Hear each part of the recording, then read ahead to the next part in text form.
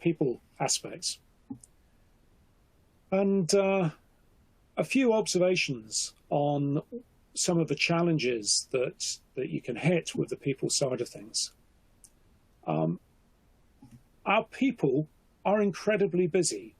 They're very capable people. We recruit really capable people, but they're very, very busy getting the day job done.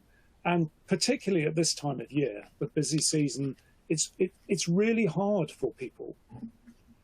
And when you try to change things, you don't have the luxury of shutting down the whole business and changing something and then starting it up.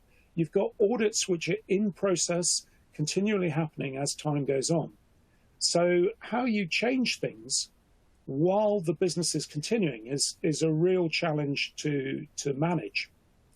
It's a bit like carrying out open heart surgery while someone's jogging along.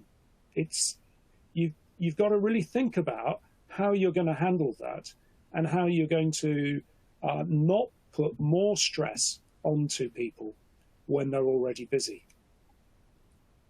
Another aspect that's really important in partnerships is that, I worked in partnerships pretty much my whole career, and I love the partnership ethos. I love the collaborative spirit that you get within a partnership.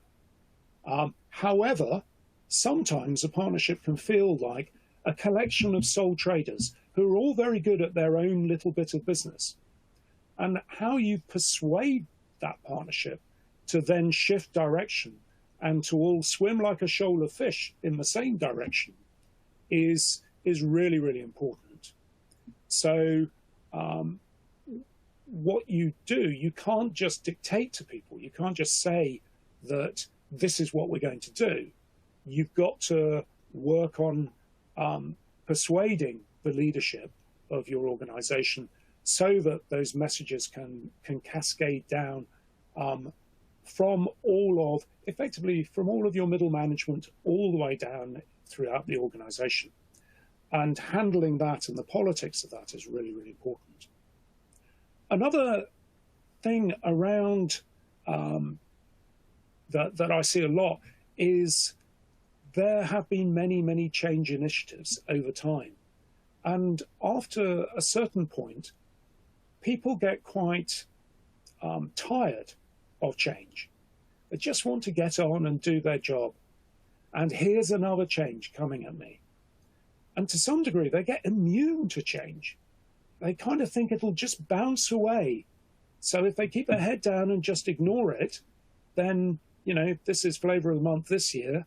But next year, everybody will have forgotten about it. So you kind of need to tackle that. And you need to get the belief of everybody that changes actually will happen. They will go in, the change will happen successfully, and you'll move on to the next change.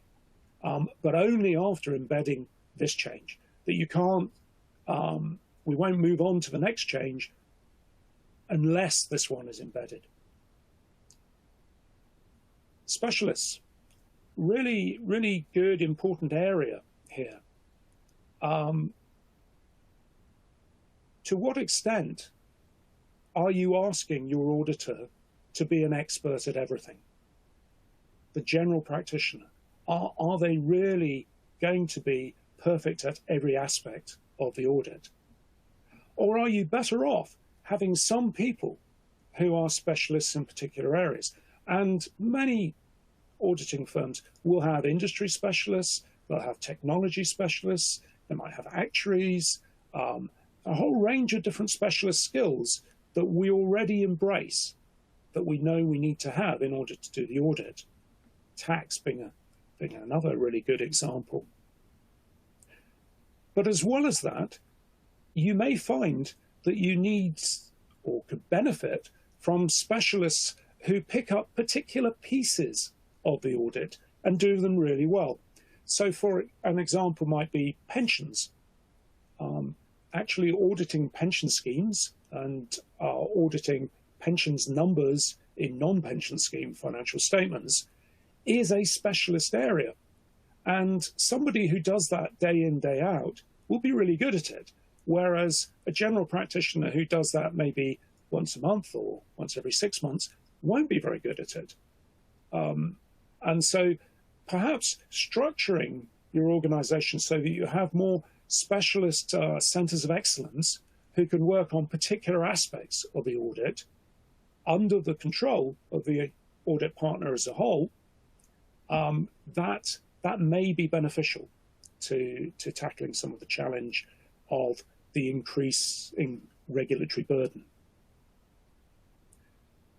And then we all know the COSO cube. We all deal with COSO as part of the auditing standards globally.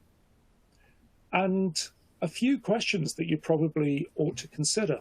From a control environment perspective, how have you set the tone and culture for innovation and transformation within your practice? From a risk assessment perspective, do you assess what risks could prevent the success of your transformation? And then from a control activities perspective, how are you managing those risks? And then what data do you have that shows your progress? And how is that communicated? And from a monitoring perspective, one of the key lessons that I learned from a behavioral perspective is what gets measured gets done. So make sure that you are monitoring, you are measuring, you are reporting that back to the practice so that they can see how much progress is being made. And that helps identify the people who are doing really well, who you want to praise and reward, and also the people who maybe are lagging behind, who you want to help and support to get better. And sometimes the best people to support something are not the people at the center, but they're the people who've managed to get it to work on their audits. And they can be much better proponents of change than a central person, because the practice will trust them more. So lots of aspects to consider around people and that behavioral change aspect.